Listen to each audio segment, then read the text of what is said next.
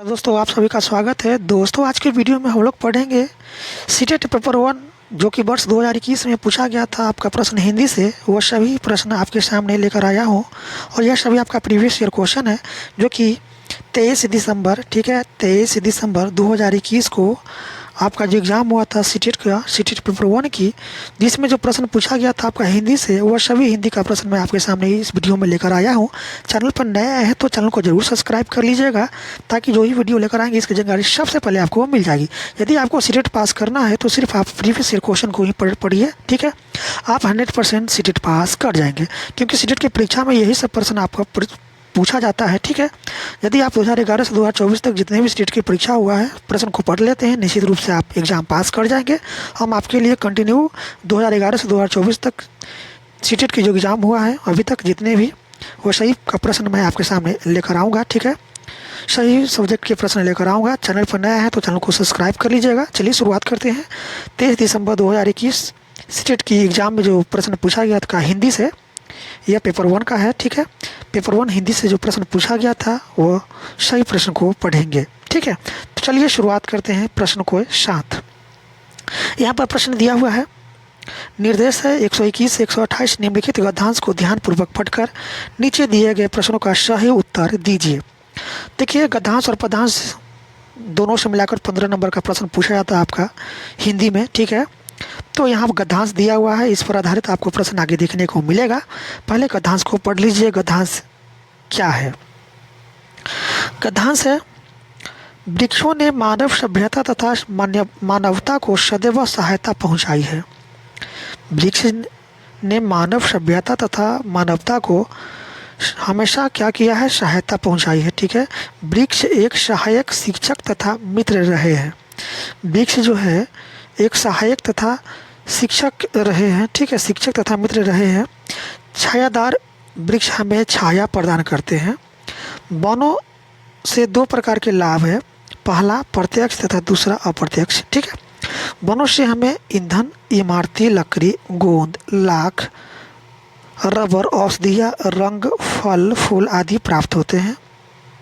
ये सभी किससे प्राप्त होते हैं? वृक्षों से। वनों से वातावरण शुद्ध होता है। वनों से मिट्टी का कटाव रुकता है। ढलानों तथा बांधों पर वृक्षारोपण करके वर्षा के कारण होने वाली भूमि क्षरण को रोका जा सकता है। वनों से भूमि की उर्वरता शक्ति बढ़ाया जा सकता है क्योंकि वृक्षों की पत्तियां खाद बनाने के काम आती है। वनों से वर्षा का भी घनिष्ठ संबंध है। वर्षा का मूल कारण हरे भरे वृक्ष ही है। वनों में ही अनेक दुर्लभ जीव जंतुओं का निवास होता है। पक्षियों का कलरव प्रकृति के सुरम्य वातावरण अर्थात वनों में ही मिलता है। दिया सलाई, वार्निश, रेशम, प्लाईवुड, कागज, रबर आदि उद्योगों का भी वनों पर निर्भर रहना पड़ता है। तो ये तो गद्यांश दिया हुआ है और गद्यांश पर आधारित प्रश्न आपको यहाँ पर देखने को मिलेगा। प्रश्न है कि मानवता को सदैव किसने सहायता पहुँचाई है?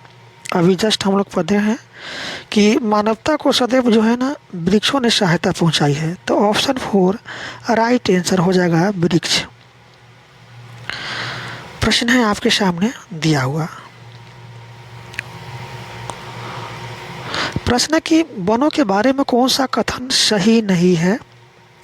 वनों के बारे में कौन सा कथन सही नहीं है?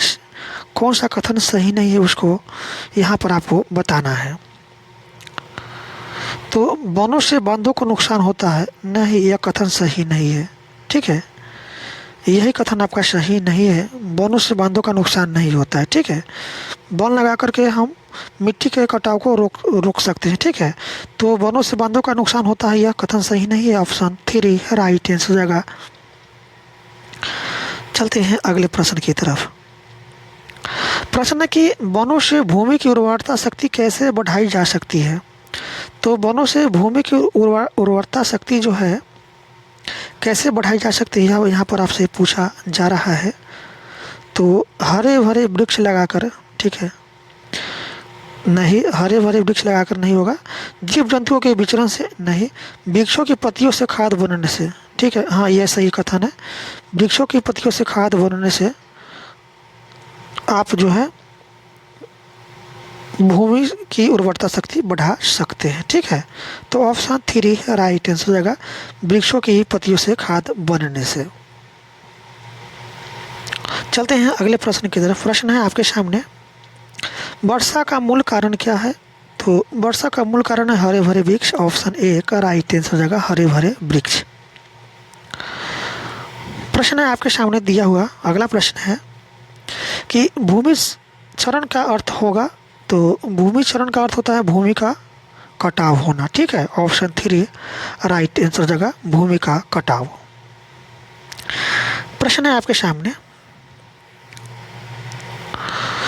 दुर्लभ शब्द का संधि विच्छेद है। तो दुर्लभ शब्द का संधि विच्छेद है आपका दुह प्लस लव। ठीक है, ऑप्शन 1 राइट आंसर हो जाएगा, दुह प्लस लव। चलते हैं अगले प्रश्न की तरफ। प्रश्न है, मानव सभ्यता में समास होगा। मानव सभ्यता में समास होगा। तो मानव सभ्यता में समास होगा आपका संप्रदान तत्पुरुष। ऑप्शन 4 राइट आंसर हो जाएगा, संप्रदान तत्पुरुष। प्रश्न है आपके सामने, सुरम्य शब्द का अर्थ है। तो सुरम्य शब्द का अर्थ होगा आपका, बताएंगे क्या होगा?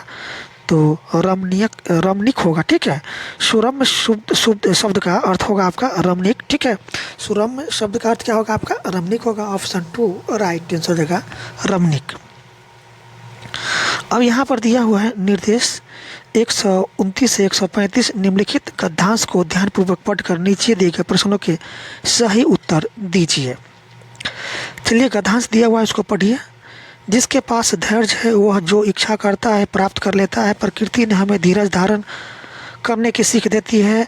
धैर्य जीवन में लक्ष्य प्राप्ति को द्वार खोलता है। जो लोग जल्दी करो की रट लगाते हैं वे वास्तव में अधीर मन गति कम की प्राचीन लोकोक्ति को चरितार्थ करते हैं। सफलता और सम्मान उन्हीं को प्राप्त होता है जो धैर्यपूर्वक काम में लगे रहते हैं। शांत मन से किसी कार्य को करने में निश्चित रूप से कम समय लगता है। बचपन के बाद जवानी धीरे धीरे आती है। संसार के सभी कार्य धीरे धीरे ही संपन्न होते हैं। यदि कोई रोगी डॉक्टर से दवाई लेने के तुरंत पश्चात पूर्णतः स्वस्थ होने की कामना करता है तो यह उसकी नितांत मूर्खता है। वृक्ष को कितने भी पानी दो परंतु फल की प्राप्ति तो समय पर ही होगी।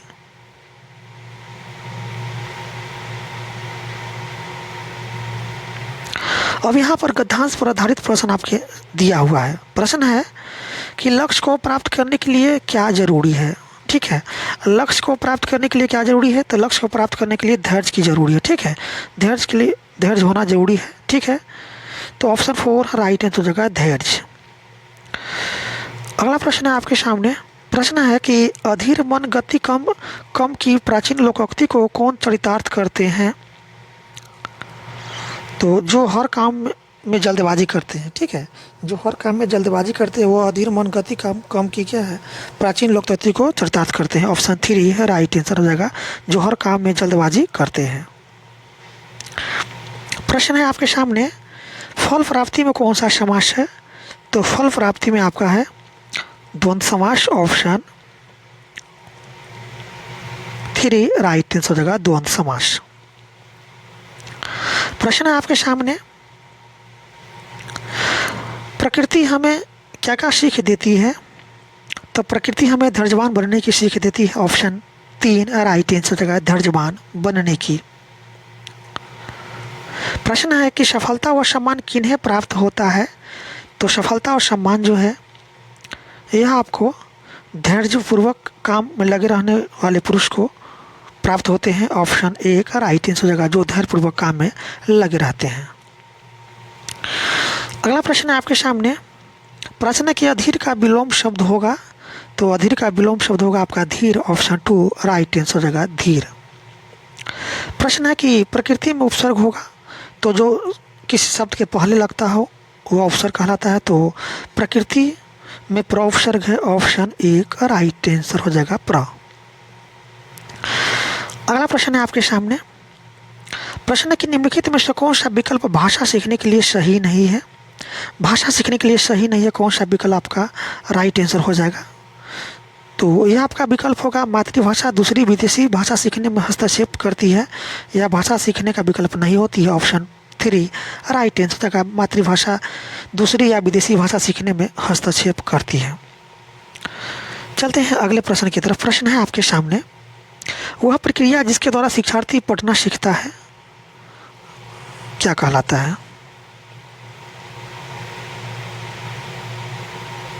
तो इसका राइट ऑप्शन हो जाएगा भाषा आधारित। ठीक है, ऑप्शन 4 राइट आंसर हो जाएगा भाषा आधारित। प्रश्न है आपके सामने, जब बालक किसी भाषा को द्वितीय अथवा तृतीय भाषा के रूप में सीखता है तो इसे माना जाता है भाषा वृद्धि। ठीक है, जब बालक किसी भाषा को द्वितीय अथवा तृतीय भाषा के रूप में सीखता है तो इसे क्या माना जाता है? भाषा वृद्धि माना जाता है। ऑप्शन 3 राइट आंसर हो जाएगा भाषा वृद्धि। प्रश्न की निम्नलिखित में से कौन सा तरीका भाषा की कक्षा में कहानियों का प्रयोग करने के लिए उपयुक्त है?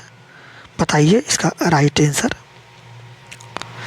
तो नैतिकता के लिए कहानियों का प्रयोग करना। ठीक है, नैतिकता के लिए कहानियों का प्रयोग करना भाषा सीखने का जो है ना एक तरीका होता है। ठीक है, ऑप्शन 1 राइट आंसर हो जाएगा नैतिकता के लिए कहानियों का प्रयोग करना। यह आपका तरीका भाषा की कक्षा में कहानियों का प्रयोग करने के लिए उपयुक्त होता है। ऑप्शन 1 राइट आंसर हो जाएगा।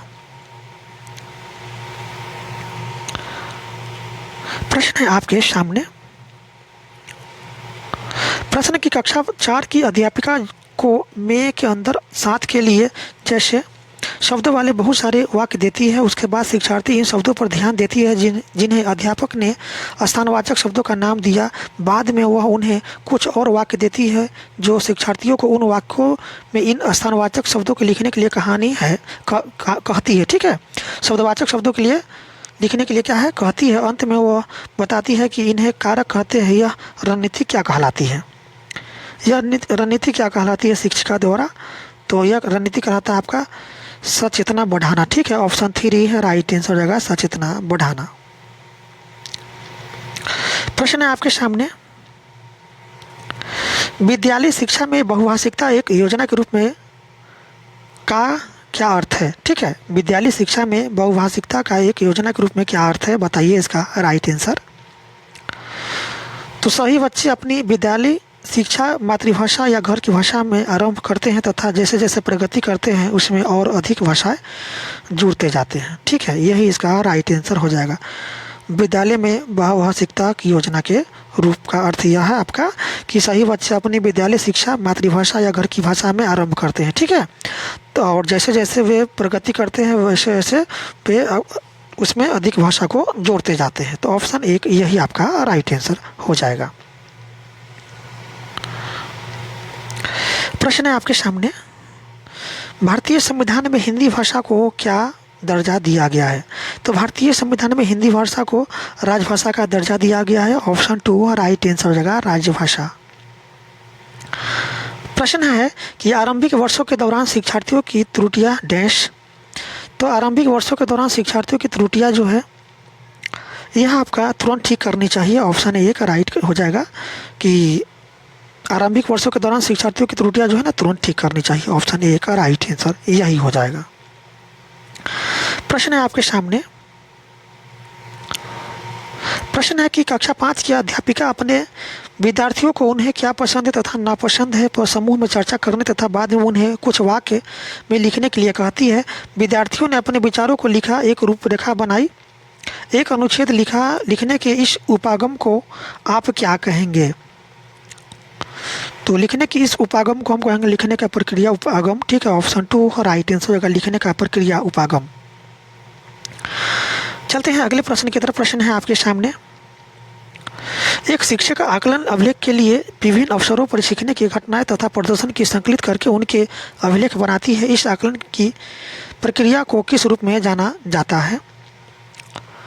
तो यह आपका पोर्टफोलियो आकलन के रूप में जाना जाता है। ऑप्शन 1 का राइट आंसर होगा पोर्टफोलियो आकलन। प्रश्न है आपके सामने, निम्नलिखित में से भाषा शिक्षण का कौन सा तरीका सीखने के प्रतिफल पर केंद्रित है? तो ये आपका दक्षता आधारित भाषा शिक्षण। ऑप्शन 2 राइट आंसर होगा दक्षता आधारित भाषा शिक्षण। प्रश्न है आपके सामने, एक शिक्षक संदर्भ में शब्दावली पढ़ाने के लिए घर से बर्तन तथा खिलौने लाता है, तो इन वस्तुओं को जाना जाता है आपका सहायक सामग्री के रूप में। ठीक है, एक शिक्षक संदर्भ में शब्दावली पढ़ाने के लिए घर से बर्तन तथा खिलौने लाता है, तो इन शब्दों को जाना जाता है सहायक सामग्री के रूप में। ऑप्शन ए का राइट आंसर हो जाएगा सहायक सामग्री। प्रश्न है आपके सामने। प्रश्न है कि एक अध्यापिका अपनी कक्षा को चार समूह में बांट देती है तथा मानस मंथन और चर्चा के द्वारा वह प्राकृतिक दृश्यों, इमारतों, व्यक्ति जैसी थीम पर प्रश्नों के माध्यम से विचार एकत्रित करने के लिए कहती है और इन पर संक्षिप्त रिपोर्ट लिखने के लिए कहती है। यह कार्य किस रूप में जाना जाता है? तो यह कार्य आपका प्रदत्त कार्य के रूप में जाना जाता है। ऑप्शन 2 राइट आंसर हो जाएगा प्रदत्त कार्य। चलते हैं अगले प्रश्न की तरफ। प्रश्न है, एक अध्यापिका डैफोडिल कविता पढ़ाने से पहले अपनी कक्षा 3 के शिक्षार्थियों को अपने आस पड़ोस तथा विद्यालय के रास्ते के फूल, घास तथा पौधे के बारे में विचार साझा करने के लिए कहती है। वह किस चीज़ के लिए प्रयास कर रही है? तो वह पूर्व ज्ञान को कक्षाई शिक्षण एवं ज्ञान से जोड़ना चाहती है। ठीक है, ऑप्शन 2 राइट आंसर हो जाएगा। पूर्व ज्ञान को कक्षाई व शिक्षण एवं ज्ञान से जोड़ना चाहती है शिक्षक। प्रश्न है और लास्ट प्रश्न है आपका हिंदी का। निम्नलिखित में से भाषा सीखने के बारे में कौन सा कथन सत्य है? तो पठन और लेखन साथ साथ विकसित होते हैं, यह भाषा सीखने का यह कथन सत्य है। ठीक है, पठन और लेखन जो है ना, दोनों साथ साथ विकसित होता है। ऑप्शन 3 राइट आंसर हो जाएगा। तो दोस्तों, इस तरह से आपका जो प्रश्न दिया हुआ था सीटेट पेपर 1 में हिंदी का, वह सभी प्रश्न समाप्त हुआ। ठीक है, आपको सीटेट पास करना है तो यही आपका प्रीवियस ईयर क्वेश्चन आपको सीटेट पास कराएगी। अलग से आपको कुछ पढ़ने की ज़रूरत नहीं है। आप 2011 से 24 तक का सीटेट का जो प्रश्न पूछा गया है वही सब प्रश्न को पढ़िए। ठीक है, बार बार पढ़िए, आप निश्चित रूप से सीटेट पास कर जाएंगे। अलग से आपको कुछ पढ़ने की ज़रूरत नहीं है और हम आपके लिए लगातार प्रीवियस ईयर क्वेश्चन लेकर आते रहूँगा। ठीक है, 2024 तक लेकर आऊँगा, 2011 से 2024 तक। ठीक है, तो चैनल पर नए हैं तो ज़रूर सब्सक्राइब कर लीजिएगा। फिर मिलते हैं अगले साल की प्रीवियस ईयर क्वेश्चन के साथ। वीडियो देखने के लिए आपका बहुत बहुत धन्यवाद।